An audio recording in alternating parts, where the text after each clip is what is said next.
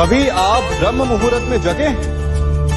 जगकर देखिए, संध्या होने के पश्चात जब रात्रि का अंधकार सारे संसार को धीरे धीरे अपने अंधकार में निगलने लगता है, तो यही अंधकार ब्रह्म मुहूर्त में भोर होने से ठीक पूर्व तनिक अधिक काला हो जाता है। कुछ समझे? हमारा जीवन भी कुछ ऐसा ही होता है।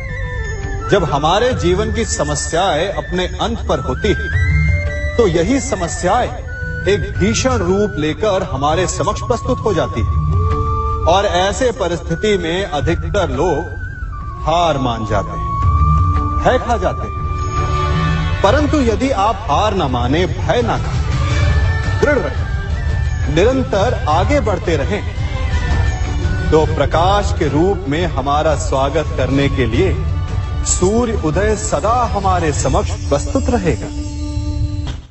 आपने बरगद के वृक्ष को देखा है?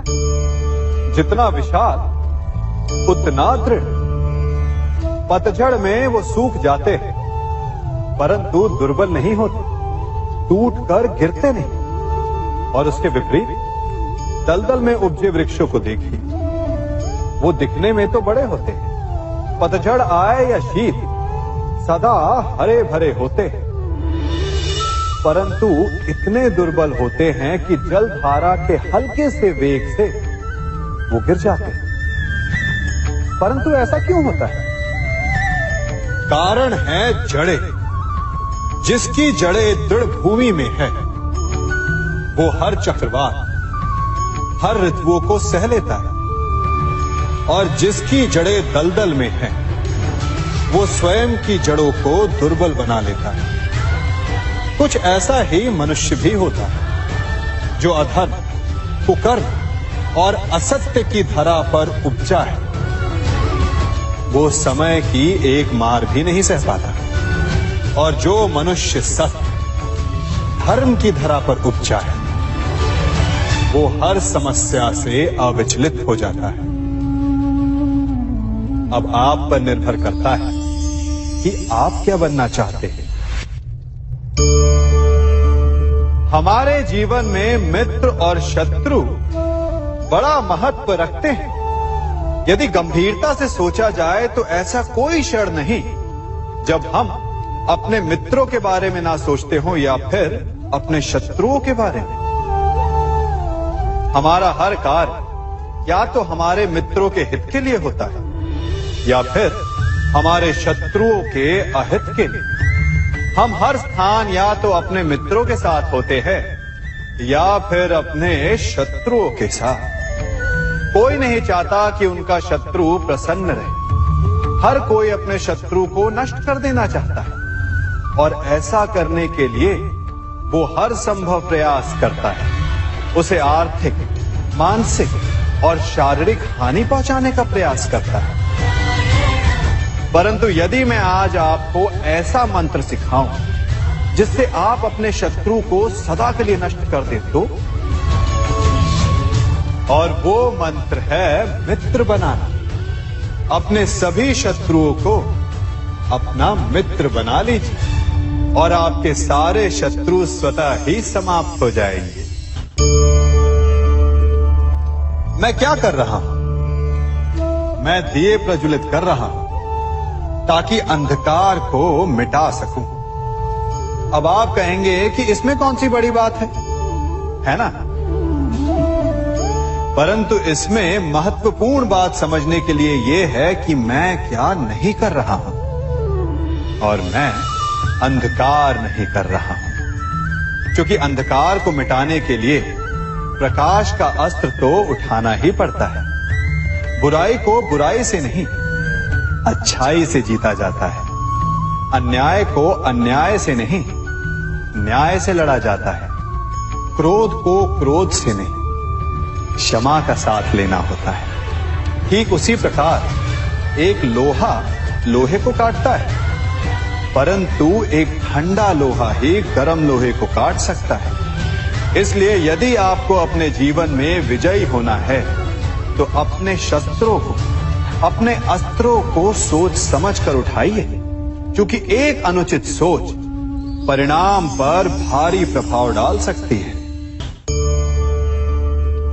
आप सब सोच रहे होंगे कि ये क्या मैं करने लगा। मैं इस पौधे को जड़ से उखाड़ रहा हूं। आश्चर्य हो रहा है ना कि एक पौधे को उखाड़ना या काटना ना केवल एक अपराध है अपितु पाप भी है। तो फिर मुझे ऐसा करने की क्या आवश्यकता पड़ गई? क्योंकि कई बार विनाश ही सृजन तक पहुंचाता है। यदि नया भवन बनाना हो तो पुराने भवन को गिराना पड़ता है। व्यवस्था को परिवर्तित करने के लिए क्रांति लानी पड़ती है। और उसी प्रकार यदि किसी वृक्ष या किसी पौधे की जड़ों में घुन लग जाए या उसका मूल सड़ जाए तो उसे जड़ से उखाड़ देना ही श्रेयस्कर होता है, ताकि उस स्थल पर नए पौधे उपज सके। युद्ध करना पर्याय नहीं, परंतु कभी कभी शांति के लिए युद्ध करना आवश्यक हो जाता है। संसार में सबसे श्रेष्ठ क्या है? फूल या कांटे, प्रेम या घृणा, संपन्नता या दरिद्रता, मित्र या शत्रु? बताइए। अब आप भी कहेंगे कि भला ये कोई पूछने की बात हुई? अवश्य, फूल, प्रेम, संपन्नता और मित्र ही श्रेष्ठ है। परंतु क्या आपने अपने जीवन में कभी सोचा है कि हर एक भाव, हर एक वस्तु, हर एक घटना का एक गुण धर्म होता है? त्वचा पर जलन करने वाले फूलों से अधिक श्रेष्ठ वो कांटे हैं जिनसे आप अपने घर की बाढ़ बनाते हैं ताकि वन्य पशु आपके भीतर ना आ सके। वो प्रेम श्रेष्ठ नहीं जो आपको अंधा, लोभी, पक्षपाती बनाता। वो घृणा श्रेष्ठ है जो आपको नया मार्ग दिखाते। वो संपन्नता श्रेष्ठ नहीं जो आपको कृपण बनाते, मद्दांध बनाते। वो दरिद्रता श्रेष्ठ है जो आपको जीवन में परिश्रम करने की शिक्षा दे।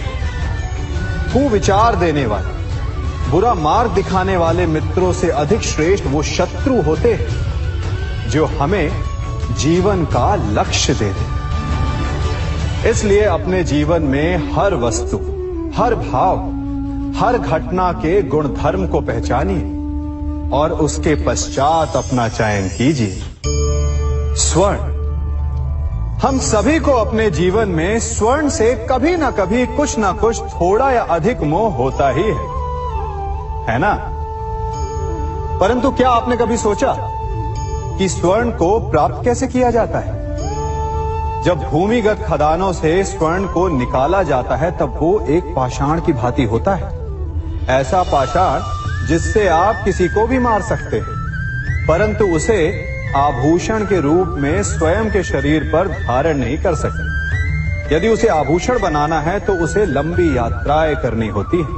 उस पाषाण को पिघलना होता है। सुनार के हथौड़ी की अनेकों चोटें खानी पड़ती है, फिर काट छाट और उसके पश्चात जाकर वो ऐसा आभूषण बनता है जो हमें वर्षों तक, सदियों तक लुभाता रहता है।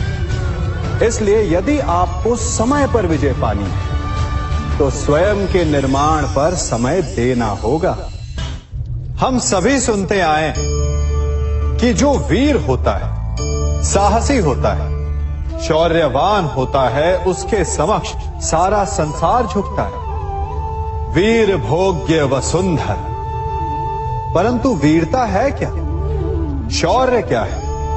साहस क्या है? साहस युद्ध नहीं, वीरता विजय नहीं, शौर्य कभी ना गिरना नहीं। साहस किसी चुनौती के समक्ष खड़े होने का भाव है, तो वीरता उस चुनौती को उत्तर देने के लिए पूर्ण परिश्रम लगा देना है। और शौर्य का अर्थ है गिरकर फिर से उठने का साहस रखना, बार बार प्रहार करके वीरता दिखाना, निरंतर प्रयास करते रहना, निरंतर परिश्रम करते रहना। इसलिए विजयी होने से अधिक महत्वपूर्ण है शौर्यवान होना, क्योंकि जो शौर्यवान है उसे विजय मिलना निश्चित है।